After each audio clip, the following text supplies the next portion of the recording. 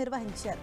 కృష్ణమ్మకు సారె సమర్పించిన సీఎం ప్రాజెక్టులో 4 గేట్లు ఎత్తి దిగువకు నీటిని విడుదల చేశారు.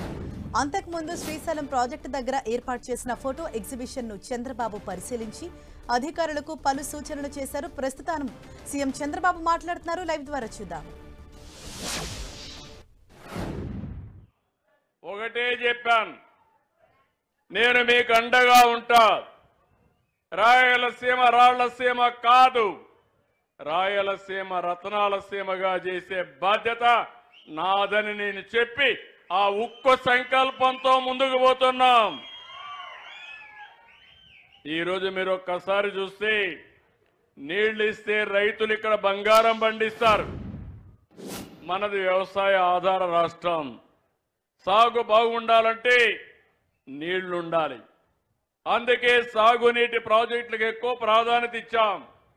14-19 68,000 కోట్ల రూపాయలు ఆధునిక దేవాలయాలకి సాగునీరు జలాశయాలకు ఖర్చు పెట్టిన పార్టీ తెలుగుదేశం పార్టీ. ఒక్క రాయలసీమలో 12,500 కోట్ల రూపాయలు ఖర్చు పెట్టాం.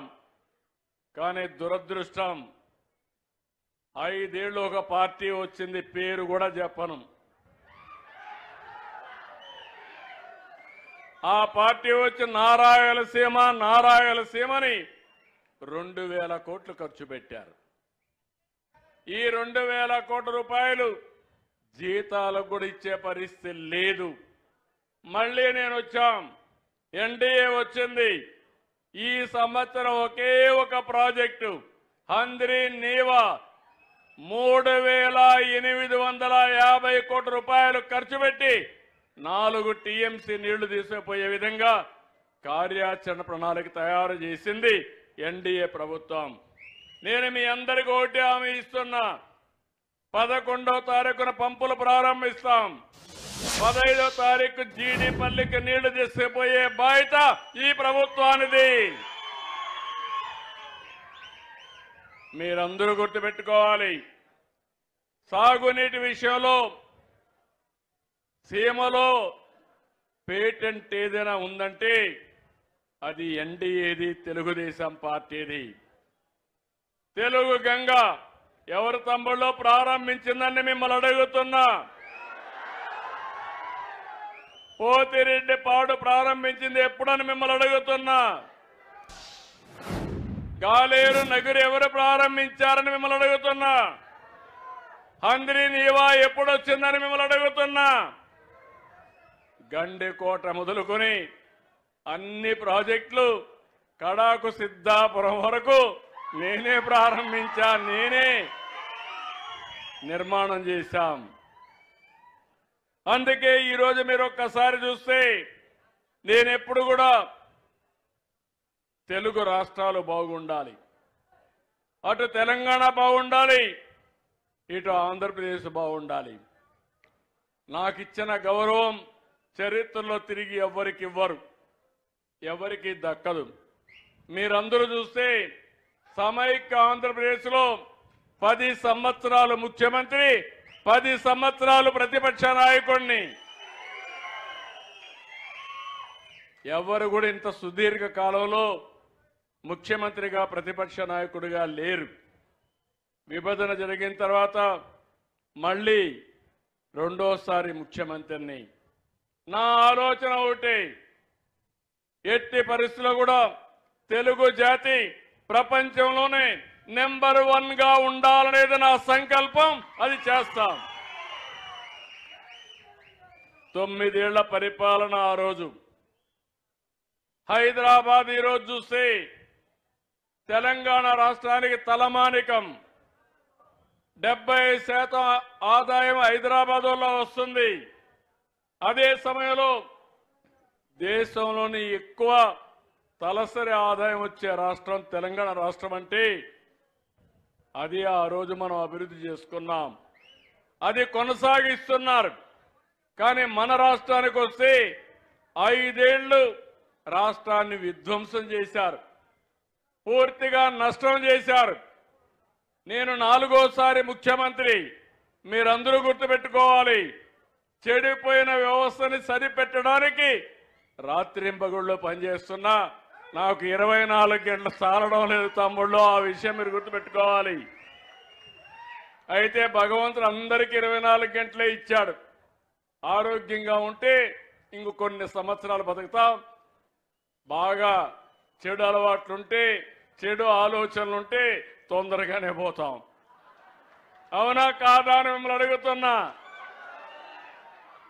అందుకే ఈరోజు మీరు చూస్తే 3,890 కోట్ల రూపాయలతో హంద్రీ నీవా కాలువల విస్తరణ, కాలువల లైనింగ్ ఇవన్నీ మొదలుపెట్టాం. నేను ఒక టార్గెట్ పెట్టాను. ఈ నెల 15కు జీడిపల్లికి నీళ్లు రావాలి. అక్కడి నుంచి పిఏబిఆర్ గాని అక్కడి నుంచి మిగిలిన ప్రాజెక్ట్స్ అన్ని పూర్తి చేసి కింది వరకు నీళ్లు తీసుకెళ్ళాలి. ఇవన్నీ కూడా 30వ తారీఖుకి దగ్గర కుప్పానికి నీళ్లు తీసుకుపోయే కార్యక్రమానికి, మదనపల్లి వరకు నీళ్లు తీసుకుపోయే కార్యక్రమానికి శ్రీకారం చుట్టాం. ఈరోజు మీరు ఇంకొక పక్కన చూస్తే ఇక్కడ ఉండే నీళ్లు సముద్రంలోకి పోయే నీళ్లు. ఈ విషయంలో అందరూ గుర్తుపెట్టుకోవాల్సిన అవసరం ఉంది. సముద్రంలోకి పోయే నీళ్లు తెలంగాణ కానీ ఆంధ్రప్రదేశ్ రాష్ట్రం కానీ పూర్తిగా వాడుకోగలిగితే రైతులకు మేలు జరుగుతుంది. అదే నా ఆలోచన. ఈరోజు నీళ్లన్నీ ఉన్నాయి. అందుకే ఈ సంవత్సరం ముందుగానే వ్యవసాయ కార్యక్రమాలు ప్రారంభించాం. ఈరోజు మనకు పోలవరం పూర్తి అవుతా ఉంది. ఆ రోజు మీరు ఒక్కసారి ఆలోచిస్తే, నేను గాని ముఖ్యమంత్రిగా కంటిన్యూ అయి ఉంటే, తెలుగుదేశం అధికారంలో 2019లో గెలిచుంటే ఇప్పటికి పోలవరం జాతికి అంకితమయ్యేది. ఈరోజు రాయలసీమకు నీళ్లు వస్తున్నాయంటే పోలవరం వల్ల మీకు నీళ్లు వస్తున్నాయి. ఈ విషయం మీరు గుర్తుపెట్టుకోవాలి. కృష్ణా డెల్టాకు మనం కృష్ణా వాటర్ వాడడం లేదు, పోలవరం నీళ్లు వాడుతున్నాం. 120 టీఎంసీ నీళ్లు అక్కడ వాడి అక్కడి నుంచి రాయలసీమకు మిగులు నీళ్లు ఇక్కడ ఇస్తున్నాం. రేపు రాబోయే రోజుల్లో ఒకటే హామీ ఇస్తున్నా. 2021-22లో ఒక్కసారి మీరు ఆలోచిస్తే, నేను డయాఫామ్ వాల్ పూర్తి చేసి 20 అప్పట్లోనే 2020కి నీళ్లు ఇవ్వాలని ఆలోచించాం. పోలవరం అనేది మీరు గుర్తుపెట్టుకోవాలి. రాష్ట్ర రైతాంగం, ఆంధ్రప్రదేశ్కి ఇది ఒక పెద్ద వరం. గోదావరిలో ఈరోజు నీళ్లు 2000 టీఎంసీ సముద్రం లేకపోతున్నాయి. ఇది ఒక్కరోజు కాదు, 100 సంవత్సరాల చరిత్ర. సరాసరిన 2000 టీఎంసీ నీళ్లు సముద్రం లేకపోతున్నాయి. 200 టీఎంసీ నీళ్లు ఇటు ఆంధ్రప్రదేశ్ వాడుకోగలిగి, అవసరమైతే 100-200 టీఎంసీ నీళ్లు తెలంగాణ వాడుకుంటే 2 రాష్ట్రాలు సుభిష్టం అవుతాయని చెప్పి కూడా నేను మీకు తెలియజేస్తున్నా. నేను ఇక్కడ వాడేది వరద జలాలు, సముద్రంలోకి పోయే నీళ్లు, ఎవరు వాడని నీళ్లు మనం వాడుకునే అవకాశం ఉంటుంది. పైన తెలంగాణ ఉంది, వాళ్ళు కూడా వాడుకుంటే ఎవరికి నష్టం లేదు. ఇది అందరికీ మంచిదని చెప్పి కూడా నేను మీ అందరికీ తెలియజేస్తున్నా. నేను అందుకే పదే ఈ విషయం మీ అందరికీ గుర్తు చేస్తున్నాను. రెండోది రాయలసీమ. ఏం చేయాలనో నా దగ్గర బ్లూ ప్రింట్ ఉంది. రాయలసీమను ఒకటే గుర్తుపెట్టుకోండి, ఒకప్పుడు రాయలసీమ, ఇప్పుడు రాయలసీమ కాదు. ఇక్కడ చూస్తే రోడ్లు ఒక్కసారి మీరు చూస్తే నెంబర్ 1 రోడ్లు, దేశంలో ఎక్కడా లేని విధంగా రోడ్డు వ్యవస్థ ఇక్కడ ఉంది. అవునా కాదా అని మిమ్మల్ని అడుగుతున్నా. అన్ని రోడ్లు బ్రహ్మాండమైన రోడ్లు వస్తాయి. నేషనల్ హైవేస్ బాగా ఉంటాయి, స్టేట్ హైవేస్ కూడా బాగా వేస్తాం. ఈ తర్వాత ఇరిగేషన్ అన్ని పూర్తి చేస్తాం. రాయలసీమలో హార్టికల్చర్ హబ్గా తయారవుతుంది. మీరందరూ కూడా గుర్తుపెట్టుకోవాలి, ప్రపంచంలో ఆహారపు అలవాట్లు మారుతున్నాయి. ఒకప్పుడు అందరూ వరి ధాన్యమే తినేవాళ్ళం. రాయలసీమలో ఒకప్పుడు వరి ధాన్యం కాకుండా, బియ్యం కాకుండా మనమంతా రాగులు సజ్జలు జొన్నలు కూరలు తినేవాళ్ళం. కానీ ఎన్టీ రామారావు గారు వచ్చిన తర్వాత ₹2 పెట్టిన తర్వాత అందరికీ బియ్యం అలవాటు అయిపోయింది. ఇప్పుడు డబల్ పాలిష్ చేసుకునే పరిస్థితికి తెల్లగా ఉండాలి. తెల్లగా ఉండే భోజనం స్టేటస్ సింబల్ అయిపోయింది. కానీ మనం తినేది కార్బోహైడ్రేట్స్. దీనివల్ల అందరూ షుగర్ పేషెంట్లు అయిపోతున్నారు. చిన్న వయసులోనే డయాబెటిక్స్ వచ్చేసే పరిస్థితి వస్తూ ఉంది. దానిపైన టెన్షన్ హైపర్ టెన్షన్ వస్తుంది. అన్ని ప్రాబ్లమ్స్ వస్తున్నాయి. ఇప్పుడు మళ్ళీ ప్రపంచమంతా కూడా మిల్లెట్స్కి వెళ్ళిపోతున్నారు.